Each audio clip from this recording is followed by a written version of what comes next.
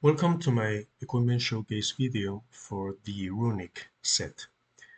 This is a very interesting set. It has an excellent two-set bonus for physical builds that has a small print that I'm going to try to explain in this video, because if you don't know what you're doing, you can shoot yourself in the foot with it. And it has some interesting pieces of equipment. Uh, One of them, the boots, are universally good for most beginner builds, and others like the bump braces and the mace are or can be excellent pieces of equipment at very high levels, but completely useless when you start. So let's talk first where to find them. The Runic set can be forged by your forgers.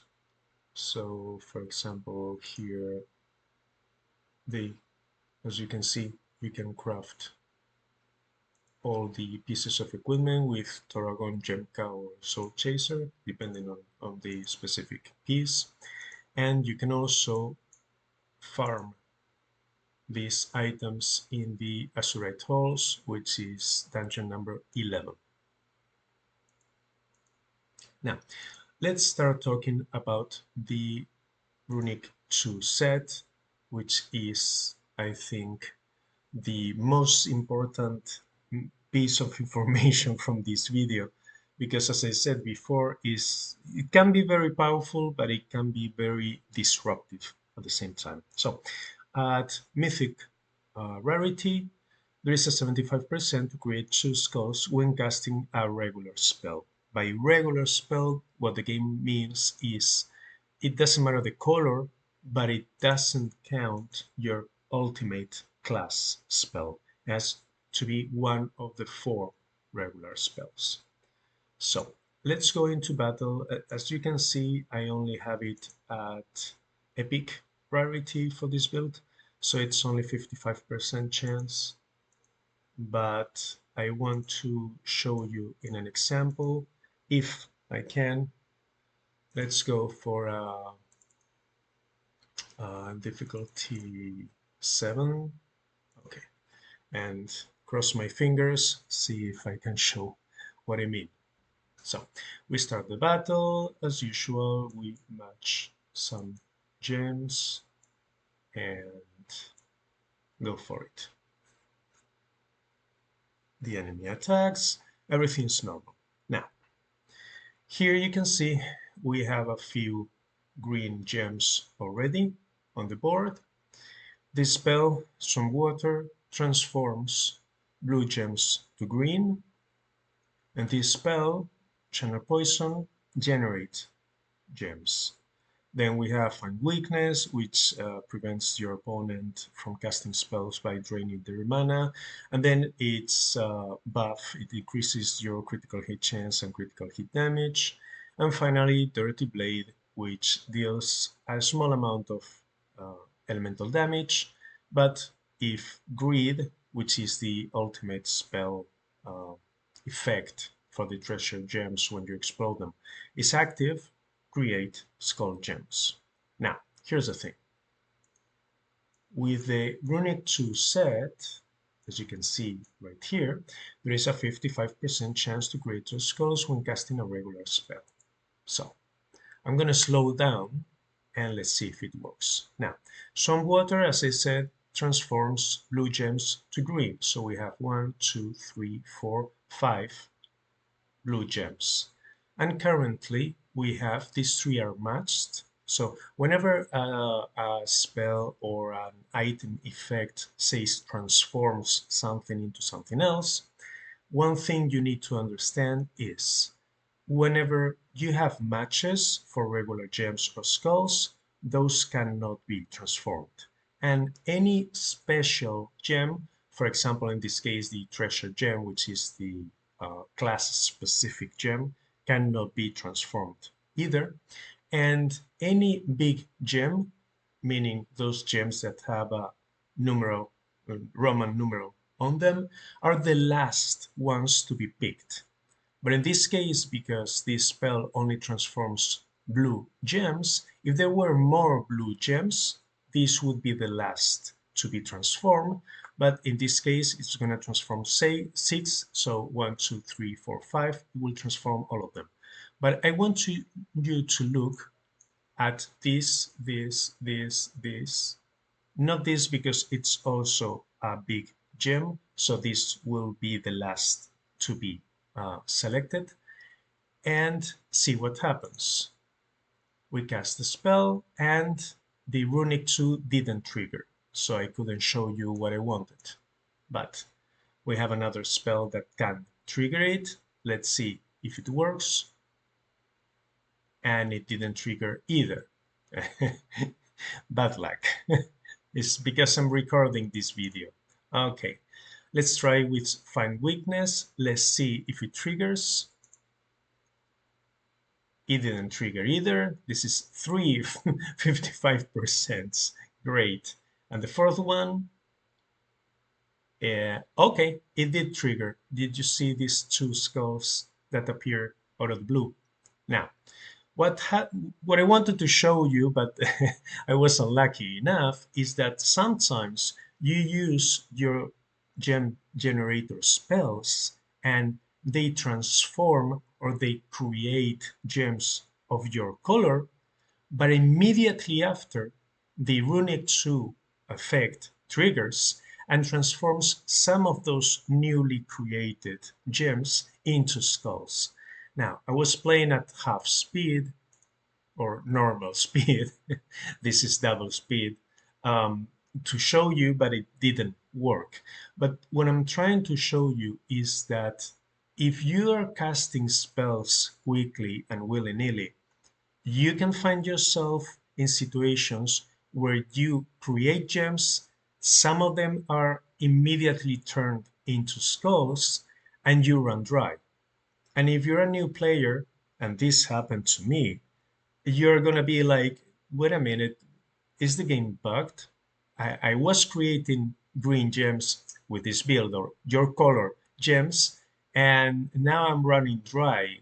What's wrong with the game? Why sometimes I have a lot of mana available, a lot of gems, and sometimes the board is completely dry? Well, is the interaction between these. Now, this is just one example. There are multiple pieces of equipment that can be like this and can be disruptive to your gem generation because, as I said, the game doesn't discriminate. So those newly created gems are eligible to be transformed again.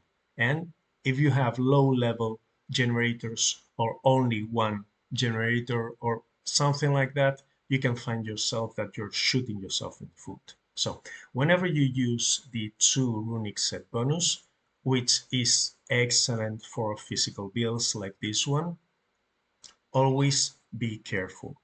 Now, on a side note, if you're using a uh, rainbow build, like for example, I made a rainbow build example here. Uh, I don't have a working rainbow build right now. I'm trying to put one together so I can upload a video soon.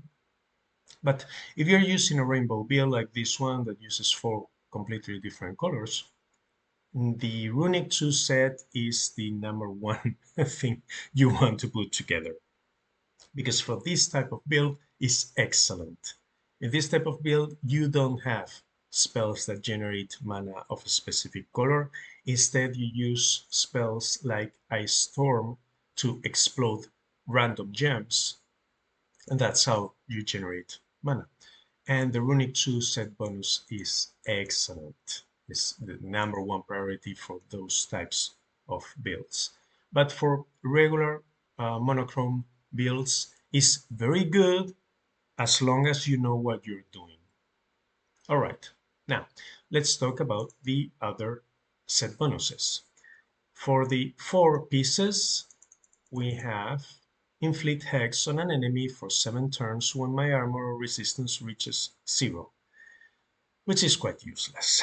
I mean, it can be useful, very, very, uh, very situational, but yeah, not really. Mm, it's very niche. Its usefulness. And finally, for the 6 pieces, we get a mythic rarity. There is an 80% chance to regain reflect when casting a regular spell.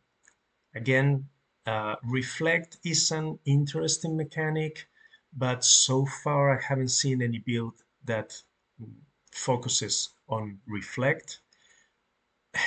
You can use it when you want to troll your opponents in PvP. It's a lot of investment just for trolling. And another use that you can have as a new player is in the daily Kingdom Dragon. If you're a new player and you're getting your ass kicked, uh, in case you don't know, for the Kingdom Dragon, you get individual bonuses if you can deal at least a certain amount of damage, depending on the tier of the dragon. This is tier 20, which is the maximum level. If you're a new player, you're not gonna deal any damage to it, but you can use Reflect, and a lot of players use, for example, the Warlord Mantle, I think it's called. Let me see. Yeah, the Warlord's Mantle that reflects back melee damage. Because if you're a brand new player, you're not going to scratch the dragon. But this damage reflected to itself, if he deals a critical hit, uh, it can get you more points than otherwise you will get. So is it worth making a runic set with 6 pieces just for the reflect? I don't think so. But maybe in the future there will be other interactions with reflect that will make these set bonuses useful. For now, it's just the 2 pieces that are excellent for physical builds. And after talking about the set pieces, excuse me, the set bonuses, let's talk about the individual pieces. As you can see, this set has belt, weapon, boots, uh, hands, in this case band braces instead of gloves, but ring and amulet. So let's talk about each one of them. Let's start with the boots. The boots are universally good for most builds when you're a new player because they increase your speed when you cast a spell. This is a legendary one. At mythical rarity, it increases your speed by 15%. Also note that this is compounding. So the first one will increase 15% of your base. And if you don't have any piece of equipment that increases your speed, your base will be 163. Here I have one piece of equipment that gives me speed. I don't know which one it is. So, but the base is 163. But the first spell will add 15% to that. And then the second spell will add 15% to the new speed, and so on and so forth. So speed goes up very quickly. Again, a very universally good piece of equipment. But if you're playing a physical build, and when you start, your um, critical hit chance is going to be very, very low before you can start getting critical hit chance from attributes. If you combine these boots with the Trax gloves, this is only epic, but the um, mythical rarity one gives 2% critical hit chance for every 10 speed above 100. You can see that you can feed your Trax gloves with your boots, and in round 3 or 4, you can have maximum critical hit chance very, very quickly and very easily. Um, Obviously, as your equipment gets better and your build evolves and gets better, you want to replace this piece of equipment because you want to have a critical hit chance from round one without having to buff it with your boots. And also, as your class build gets better, you will see that you will have less and less need for high speed. High speed is usually very useful when you start. Later on, it depends. Next, let's talk about the amulet. Add a percentage, I think on mythical rarity is 4%, to its starting value to a random mastery at the start of your turn. Pretty useless. Yeah, maybe if you're running a rainbow build, I don't really see much usefulness for this piece of equipment.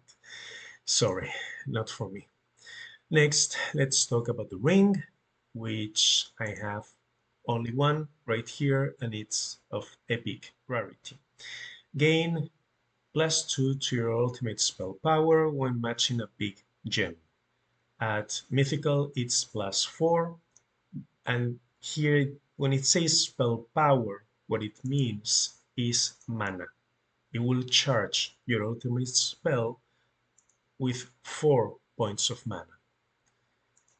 Um, yeah, if you have a lot of big gems on the board, can be useful, but just for reference, if you're familiar with my Purple Burn Warlock build, the 2-night set has a 75% chance to get 10, not 4, 10 mana for your ultimate spell when casting a regular spell, and the Castlery Crossbow gives you 20 ultimate spell mana. I know it says power, but it's because of the wording of this game with some of the items. 20 mana when matching a big 5, a gem of its color. So, yeah, the Runic bring is not particularly good. It's not bad, but the impact is going to be very, very small. And a lot of rings are very useful. You know how much I love my bone rings. So, yeah, not very much recommended. And now we get into 2+1, and I will explain why, pieces of equipment that can be excellent for high level builds. It depends on your build. So let's talk about the, not fan braces, wristbands. Okay. Um, these pieces of equipment at Mythic adds 10% of your highest mastery to your critical damage amount. When you start, your mastery is going to be pretty low. But as this goes up and up and up and up, you can find yourself, for example, with in a end game build with high level equipment and high level spells and a good investment in your citadel. For example, here my ice mastery is +60%. You also get a little bit of masteries from your goals. 7.4% is not huge, but it's something. It all adds up in the end. So, for example, for my blue shaman, which is far from being maxed out, look at my gear value is 3,166. The maximum is over 3,600. But even with this build, because I'm using 4 spells of the same color, when we go into battle and factor in that 70% bonus, you will see that my mastery, let's scroll down, is 7,223. If this was a physical build, it is not, but if it was a physical build, with this, and as I said, this is far from being maxed out, this is adding 722% critical hit damage. If you can get to 10,000, which is doable with an endgame build, you will get an additional 1,000 critical hit damage, 1,000% critical hit damage. So an extremely powerful piece of equipment if you want to go for those juicy, big, red, shiny critical hits that obliterate your opponents. Yes, it's overkill, but also, yes, they are very satisfying. Obviously, you will need to have a good um, critical hit chance on your own so you can really take advantage of this critical hit damage. But again, a very strong, very powerful piece of equipment for end game builds, not for when you start. And something similar happens with the Runic Mace. This is only legendary at mythical rarity. It adds 25% of your element color element mastery to power. Now, 25%, I showed you what 10% can do. 25% um, if you have a mastery of 10,000, as I said, which is achievable. You need to have high level equipment, high level spells, and a good investment in your citadel. Absolutely. It doesn't come cheap. Okay. But with 10,000, this will add 2,500 points to power. And again, let's go back to my shaman. I have 2,285 power. Now, granted, as I said, my scrolls are decent, but still far from maxed out. And my equipment is in a good place, but still needs a lot of refining. But that will double my power, okay? For a physical build, the impact is not that big because your weapon damage, your total weapon damage, is your base weapon damage plus your power. So it doesn't play such a big role. But for spell build, this is massive. It really, really deals a lot of damage. Now, obviously, in this for this specific build, the Dragon King X is better because it gets buffed depending on the amount of uh, color gems on the board. But for some elemental builds and again some physical builds, depending on how big your mastery is, it can be a really, really powerful endgame weapon. Again, it will depend on many factors, but a weapon that is pretty much useless when you start, but in the end game, it can be a huge game changer for you. And finally, let's talk about the last piece of equipment, which is the belt. Add 4% of its starting value to a mastery when you match a big gem of its color. So the belt works together with both the wristbands and the mace, and it compounds their power, making them stronger and stronger. Now, it is true that at a very high level, most fights are really quick and the enemy dies in round one or two. Even long parties that for 4 players, there are 6 enemies, last for 3, maybe 4 rounds depending on how fast your build is. But yeah, it's another piece of equipment that at the start is meh, is really, really weak. But in the end game, always look out for the wristbands, the mace, and the belt, because you may find that these three pieces of equipment can be excellent for your endgame build. I uploaded a video 2 days ago on how to bring your build from zero to hero. And in step number 5, I talk about the end game for your build to plan what you are going to use.